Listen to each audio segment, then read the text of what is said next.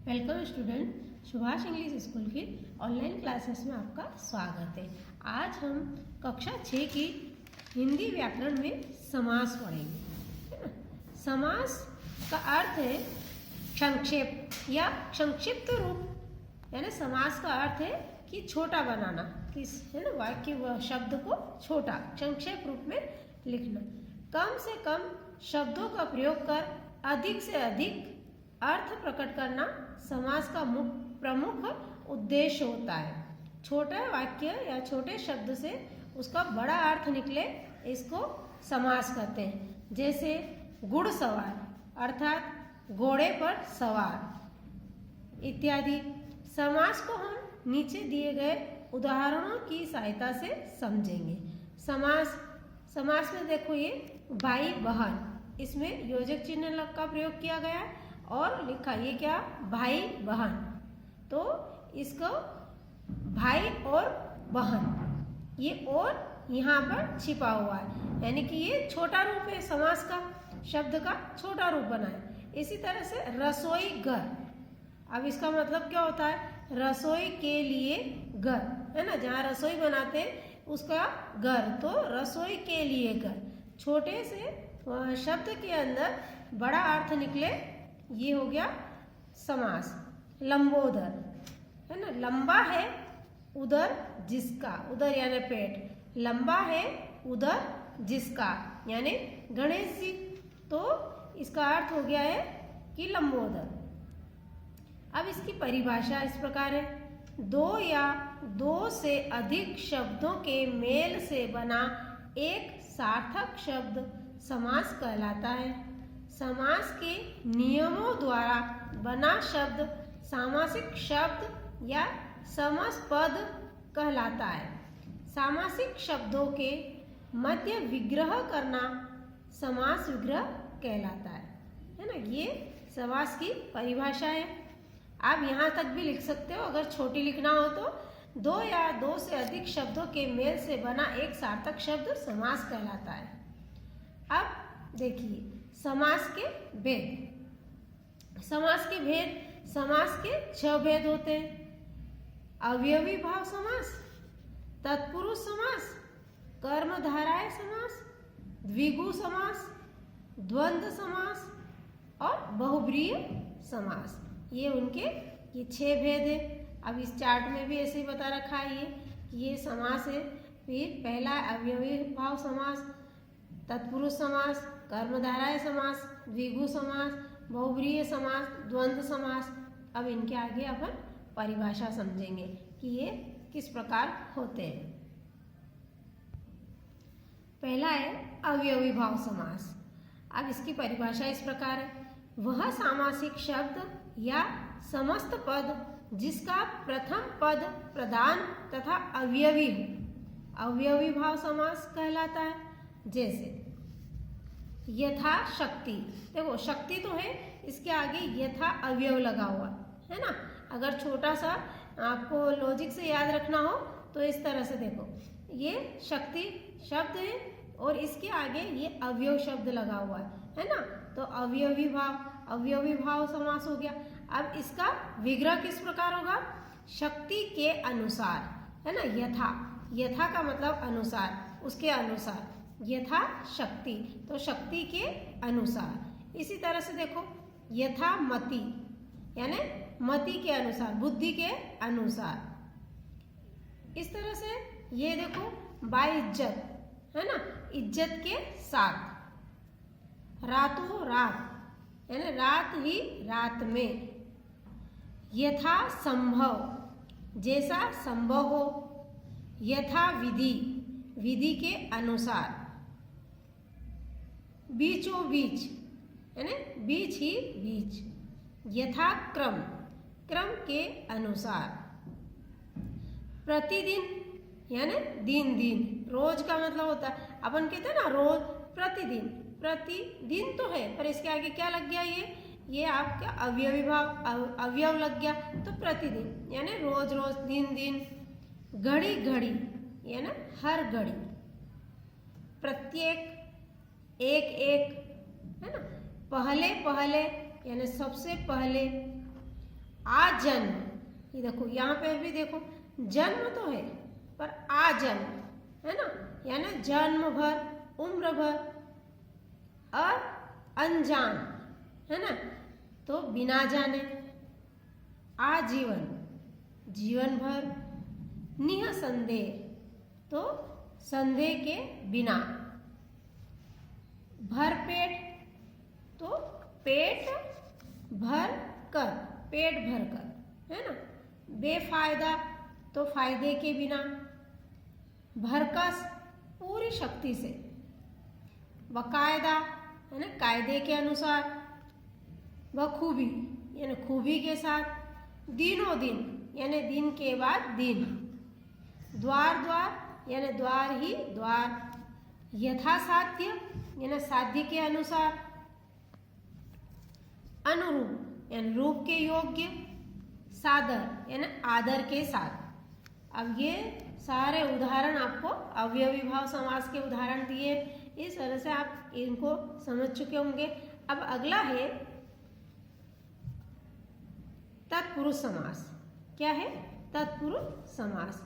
इस समास का सबसे अच्छी बात यह है कि इस समास में किस प्रकार इसको पता लगा दिया जाए कि ये समास तत्पुरुष समास होगा, तो इसमें कारक छिपे हुए रहते हैं, शब्द के अंदर कारक छिपे रहते हैं। जैसे देखो इसकी परिभाषा है, जिस सामासिक शब्द या समास पद का दूसरा पद प्रदान हो तथा विग्रह करने पर कर्ता व संबोधन कारकों को छोड़कर अन्य किसी भी कारक के विभक्ति चिन्ह आते हो उन्हें तत्पुरुष समास कहेंगे, है ना। कारक कौन कौन से? कर्ता और संबोधन। कर्ता का मतलब ने, है ना, और संबोधन अरे। तो ये दोनों को छोड़ेंगे और उसके बाद जितने भी जो कारक है उनमें बीच में कारक आ जाते हैं जो भी विग्रह करने पर, तो वो क्या कहलाएगा? तत्पुरुष समास। तत्पुरुष समास के भेद। विभक्तियों के अनुसार तत्पुरुष समास के 6 भेद होते हैं, है ना। इसमें है कर्म तत्पुरुष, जिसमें कर्म कारक की विभक्ति का लोप होता है। जैसे सामासिक पद में है परलोक गमन यानी परलोक को गमन। वन गमन, वन को गमन। यथाशक्ति, यथा प्राप्त, तो यश प्राप्त, तो यश को प्राप्त। ग्राम गत यानी ग्राम को गत, गांव को गया। इस तरह से स्वर्ग प्राप्त, तो स्वर्ग को प्राप्त यानी स्वर्ग को प्राप्त किया। ग्रह गमन, ग्रह को आगमन। गिरह कट यानी गिरह को काटने वाला। ग्रंथकार, ग्रंथ को लिखने वाला। देशगत, देश को गया हुआ। आशातीत, आशा को लांग कर गया हुआ। तो अब ये जो को शब्द है ये यहाँ पर क्या हो रहा है? कर्म तत्पुरुष समास। इससे पता चलता है कि ये तत्पुरुष है। करण तत्पुरुष, जिसमें करण कारक के विभक्ति से के द्वारा का लोप होता है ना। सामासिक पद देखो इसमें तुलसी कृत यानी तुलसी के द्वारा कृत, तुलसी के द्वारा लिखा गया या तुलसी के द्वारा। अकाल पीड़ित, अकाल से पीड़ित। मदांध यानी मद से अंधा। बाढ़ पीड़ित, बाढ़ से पीड़ित। जन्म रोगी, जन्म से रोगी। मुंह मांगा, मुंह से मांगा। मन माना, मन से माना। जन्मांध, जन्म से अंधा। शोकाकुल, शोक से आकुल। गुरुकृत, गुरु के द्वारा कृत, है ना, लिखा गया गुरु के, ये के द्वारा आ रहा है ना, तो ये क्या होगा? कर्ण समास। हस्तलिखित, हस्त से लिखित। मनगणत, मन से गणत। वज्रहत, वज्र से हत। ईश्वर प्रदत्त, ईश्वर के द्वारा प्रदत्त। दोषपूर्ण, दोष से पूर्ण। रेखांकित, रेखा से अंकित। भूख मरा, भूख से मरा। यथातुर, भयातुर, भय से आतुर। ये हो गया आपका कर्मकरण समास, जिसमें से और द्वारा दोनों ही विभक्तियों का लोप है। अगला है संप्रदाय तत्पुरुष, जिसमें संप्रदाय कारक की विभक्ति के लिए का लोप हो जाता है। समासिक पद में देखो देश भक्ति, देश के लिए भक्ति, अब ये जो के लिए है ये संप्रदाय तत्पुरुष है, संप्रदाय कारक छिपा हुआ है यहाँ पर, है ना। तो देश के लिए, तो देश के लिए भक्ति, युद्ध भूमि, युद्ध के लिए भूमि, यज्ञशाला, यज्ञ के लिए शाला, रसोई घर, रसोई के लिए घर, हवन सामग्री, हवन के लिए सामग्री, रण क्षेत्र, रण के लिए क्षेत्र, आराम कुर्सी, आराम के लिए कुर्सी, जेब खर्च, जेब के लिए खर्च, डाक गाड़ी, डाक के लिए गाड़ी, हथकड़ी, हाथ के लिए कड़ी, राह खर्च, राह के लिए खर्च, देश प्रेम, देश के लिए प्रेम। अब जो ये के लिए जो शब्द आया है ये संप्रदाय तत्पुरुष समास हुआ, क्योंकि इसमें संप्रदाय कारक छिपा हुआ है ना, के लिए वाला। तो ये तत्पुरुष समास, संप्रदाय तत्पुरुष समास हुआ। अपादान तत्पुरुष, जिसमें अपादान की विभक्ति से का लोप हो जाता है। अब देखो समासिक पद में पथ भ्रष्ट, पथ से भ्रष्ट, ये अलग होना होता है, यहाँ से पथ से अलग हो गया ये, है ना। पथ से जो सही राह थी उससे हट गया, तो ये से का मतलब भी होता है अलग हो जाना है वहाँ से। पथ से भ्रष्ट, धर्म भ्रष्ट, धर्म से भ्रष्ट हो गया, धर्म से अलग हो गया, जो अच्छा धर्म था उससे अलग हो गया, धर्म भ्रष्ट कर लिया उसने, है ना। रोग मुक्त, रोग से मुक्त, है ना, रोग जो बीमारी थी उससे अलग हो गया। लक्ष्य भ्रष्ट, लक्ष्य से भ्रष्ट, देश निकाला, देश से निकाला, गुणहीन, गुण से हीन, जीवन मुक्त, जीवन से मुक्त, धनहीन, धन से हीन, जन्मांध, जन्म से अंधा, पद चुस्त, पद से चुस्त, हृदयहीन, हृदय से हीन, भयभीत, भय से भीत। ये हो गया अपादान। अब आता है संबंध तत्पुरुष, जिसमें संबंध कारक की विभक्ति का, के, की का लोप हो उसे संबंध कारक तत्पुरुष कहेंगे। इसमें सेनापति, सेना का पति, भूदान, भू का दान, पवन पुत्र, पवन का पुत्र, प्रजापति, प्रजा का पति, है ना। ये का है, ये संप्रदान है। गंगा जल, गंगा का जल, राजकुमारी, राजा की कुमारी, उद्योगपति, उद्योग का पति, गृह स्वामी, गृह का स्वामी, लक्ष्मीपति, लक्ष्मी का पति, देश प्रेम, देश का प्रेम, देव स्थान, देव का स्थान, भारत रत्न, भारत का रत्न, बैलगाड़ी, बैल की गाड़ी, छात्र सभा, छात्र की सभा, गुड़ दौड़, घोड़ों की दौड़, लोकनायक, लोक का नायक। ये संबंध तत्पुरुष समास है। अगला आता है अधिकरण तत्पुरुष समास, जिसमें अधिकरण की विभक्ति में पर का लोप हो जाता है उसे अधिकरण तत्पुरुष समास कहेंगे। जैसे आप बीती, आप पर बीती यानी स्वयं पर बीती, गृह प्रवेश, गृह में प्रवेश, चिरागमन, विचार मग्न, विचार में मग्न, कानाफूसी, कानों में फुसफुसाना यानी कानों में बात करना, जग बीती, जग में जग पर बीती, दानवीर, दान में वीर, जलमग्न, जल में मग्न, ग्रामवास, ग्राम में वास, देशाटन, देश में अटन, देश में घूमना, है ना, वनवास, वन में वास, कला निपुण, कला में निपुण, शरणागत, शरण में आगत, कर्मवीर, कर्म में वीर, आनंद मग्न, आनंद में मग्न। अब ये आपके 6 जो आपके कारक थे, इन कारकों में सारे जो जिस समय कारक लगते हैं वो तत्पुरुष समास कहलाता है।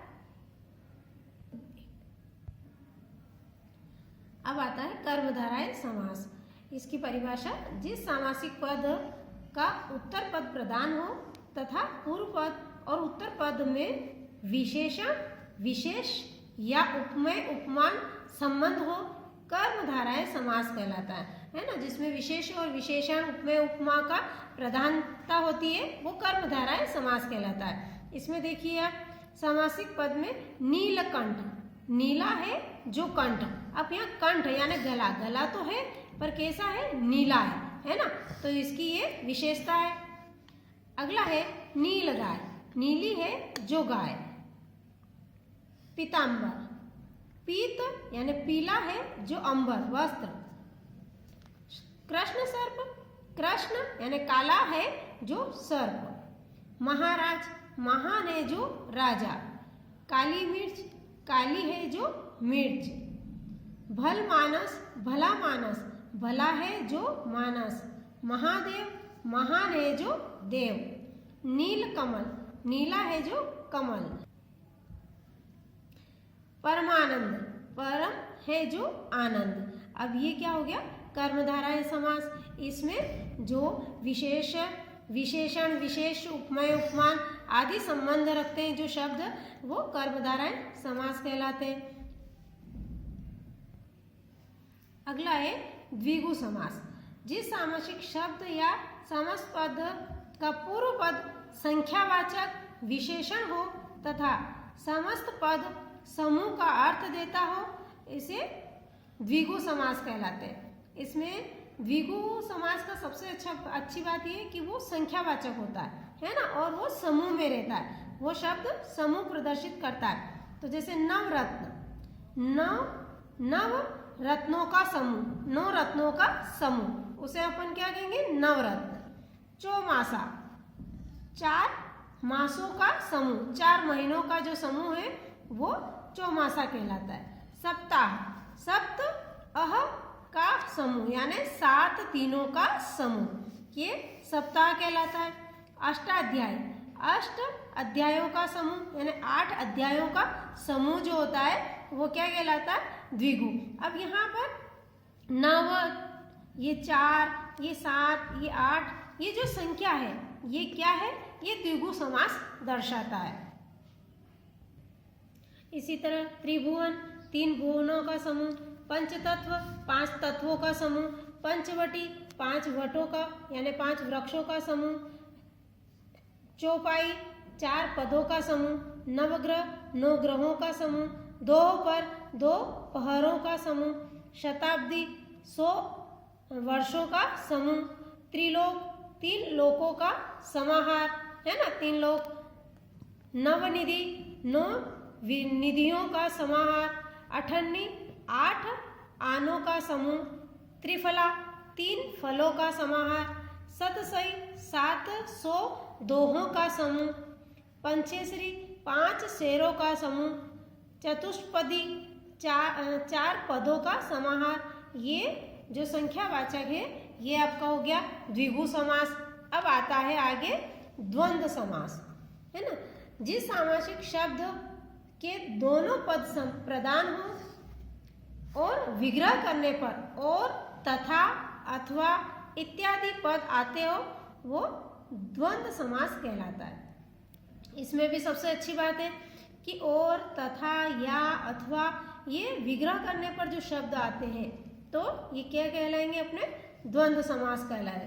देखिए, पाप पुण्य, तो पाप या पुण्य। छोटा बड़ा, छोटा या बड़ा। राजा प्रजा, राजा और प्रजा। आटा दाल, आटा और दाल। अन्न जल, अन्न और जल। तन मन, तन और मन। अब ये और या जो शब्द छिपे हुए हैं ये क्या कहलाएंगे, अपने द्वंद्व समास। अब अगला समास आता है बहुब्रीहि समास। जिस सामासिक शब्द का कोई भी पद प्रधान नहीं होता बल्कि अन्य पद प्रधान होता है, बहुब्रीहि समास कहलाता है। इसमें कहा है कि कोई भी पद प्रधान नहीं होता, कोई तीसरा ही पद प्रधान होता है, उसे बहुब्रीहि समास कहलाते हैं। जैसे लंबोदर, लंबा है उदर जिसका, अर्थात गणेश।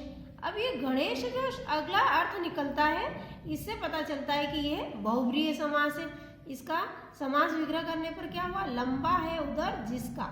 अब कौन है, तो गणेश, तो ये क्या हुआ, बहुब्रीहि समास। पीताम्बर, पीला है ना, पीत, पीला है अंबर यानी पीला जिसका वस्त्र है, अर्थात विष्णु। चंद्रशेखर, चंद्र है शेखर यानी चंद्रमा किसने धारण कर रखा है मस्तक पर, तो यह है शिव। चतुर्भुज, 4 है भुजाएं जिसकी, है ना, किसकी भुजाएं हैं 4, तो अर्थात विष्णु की। चंद्रमौली, चंद्र है मौली यानी मस्तक पर चंद्रमा है जिसके, तो शिव। नीलकंठ, नीला है कंठ जिसका, अर्थात शिव। आजत शत्रु यानी जिसका कोई शत्रु नहीं है ना, शत्रु पैदा ही नहीं हुआ है, तो वो कौन है, जिसका शत्रु, अर्थात ये जिसका कोई शत्रु नहीं है उसे आजाद शत्रु कहेंगे। इस तरह से आपके ये समास कंप्लीट हुए हैं, आपको अच्छे से समझ में आए होंगे, है ना। और आप फिर एक बार 2 बार वीडियो चला के इसको देखना है, तो आपको समास बहुत ही अच्छे से समझ में आ जाएंगे। धन्यवाद।